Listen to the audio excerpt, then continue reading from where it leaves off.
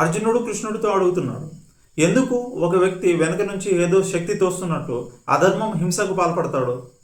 అప్పుడు కృష్ణుడు బదులిస్తూ, దీనికి కారణం కామమే. ఈ కామమే తర్వాత కోపంగా పరిణమిస్తుంది. అదే సర్వనాశనం చేసే భూతమై నిలుస్తుంది. ఇక్కడ కామం అనగానే మనకు టక్కున గుర్తొచ్చేది లైంగిక కోరికలే. కానీ నిజానికి కామం అంటే సాధించాల్సిన లక్ష్యాలు.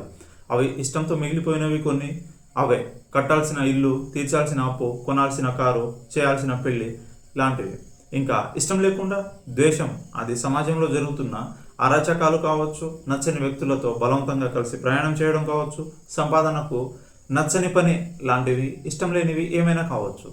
ఈ రెండు కారణాల ప్రతిఫలాలే భార్యాభర్తల మధ్య అన్యోన్యతకి తూట్లు పొడుస్తుంది. అయితే భార్య భర్త దగ్గర నుంచి అతిగా కోరుకోవడము, తన ప్రతి కోరిక తీర్చాలి అని ఆశపడడము, తన ప్రతి మాట వినాలి అని అనుకోవడంలో ఆశపడడంలో తప్పు లేదు. హద్దు దాటితే ఆశపడడం కాస్త భర్తని అదుపులో పెట్టుకోవడంగా మారుతుంది. అయితే భార్యకి భర్త పైన ఆశలు ఎన్ని ఉన్నా కూడా, ఇంకా భర్తకి సాధించాల్సిన గమ్యాలు ఎన్ని ఉన్నా కూడా, అసలు కోరిక తీవ్ర రూపం ఎలా ఉంటుంది అని కృష్ణుడు చెప్పాడు అంటే, నిప్పు పొగ చేత కప్పబడినట్లుగా, దుమ్ము చేత అద్దం మసగబారినట్టుగా, శిశువుని పూర్తిగా కప్పేసిన తల్లి గర్భంలాగా ఒక వ్యక్తి యొక్క జ్ఞానాన్ని ఈ కోరికలు తీవ్రతని బట్టి పూర్తిగా కమ్మి వేసేస్తాయి. అప్పుడు ఒకరినొకరు అర్థం చేసుకునే సామర్థ్యం తగ్గిపోతుంది. గ్రహించే విషయాలలో స్పష్టత లోపిస్తుంది.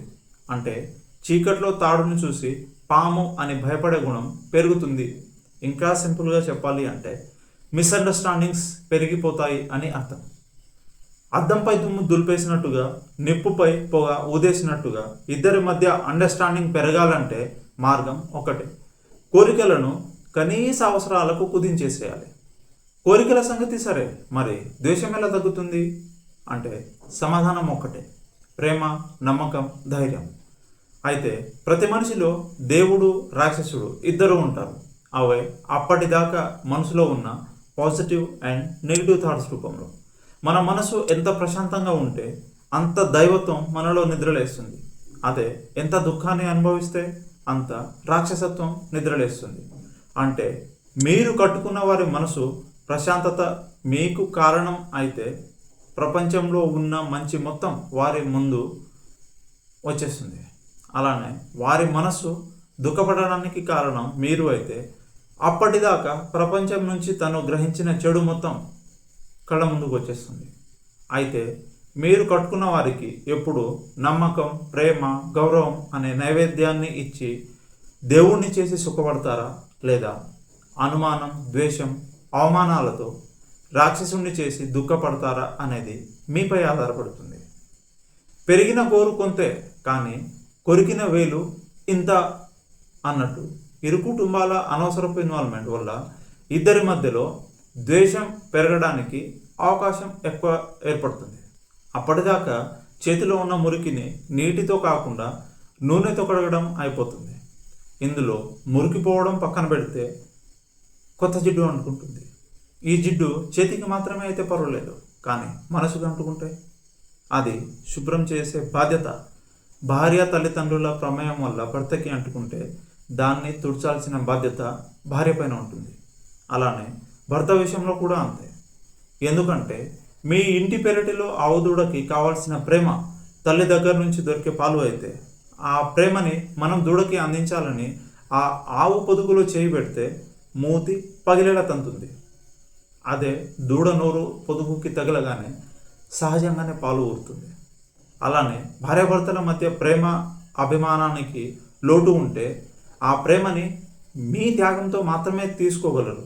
కానీ మీకు కన్నవాళ్ళు వాళ్ళ చేసే అనుమానాలతో, అవమానాలతో ఎప్పటికీ కాదు.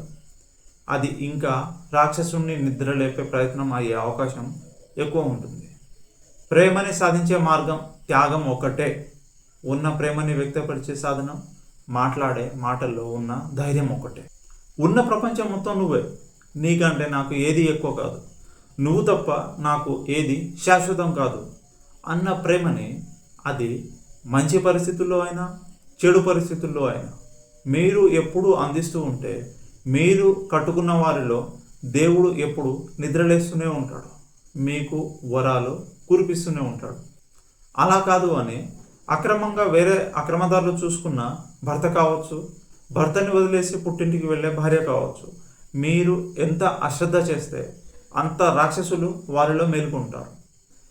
మనల్ని మనం కట్టుకున్న వారిని ఎలా ఉంచాలి అన్నది మన చేతిలోనే ఉన్నది అని గ్రహించి మీ చేతిలో ఉన్నదాన్ని అంతకుముందు వీడియోలో చెప్పిన జ్ఞాన మార్గాన్ని అనుసరించి మీ జీవితాన్ని మార్చుకొని ఆనందమయం చేసుకుంటారు అని ఆశిస్తూ